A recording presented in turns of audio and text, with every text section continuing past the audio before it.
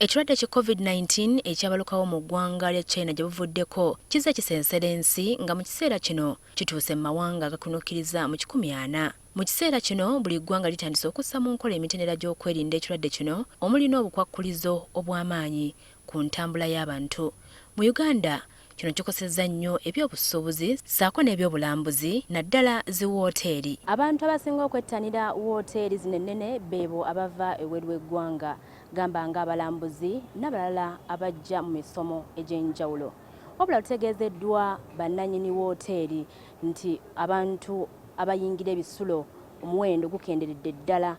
Woteeri ezisinga zitutuuseemu ebifo ebiriirwamu n'okuwummulira tusanze bikalu.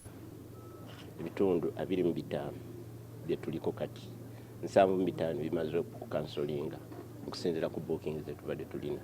Twali tumanyi nti ku ssaawa zino tujja kuba tulina abagenyi bangi okuva mu nsi ezo, ate omukisa gutukwase bubi kati ensi ezo obulwadde gye businze kunyigiriza kati tusobola kubafuna ng'abagenyi baffe.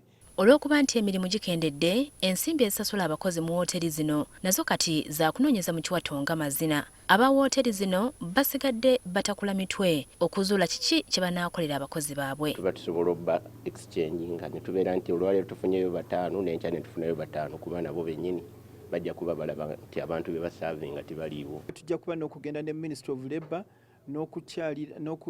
okutuula n'ebibiina ebitabaganya abakozi kuba si nsonga nyangu okugamba nti sirina mirimu abakozi mbayimiriza nedda. Abamu baatemye dda amakubo ag'okuyitamu okulaba nga bizinesi esigala etambula wadde nga akaseera kakazigizigi. For weekends, for residents and also for Easter, very special rates, and we would want that they take advantage of it.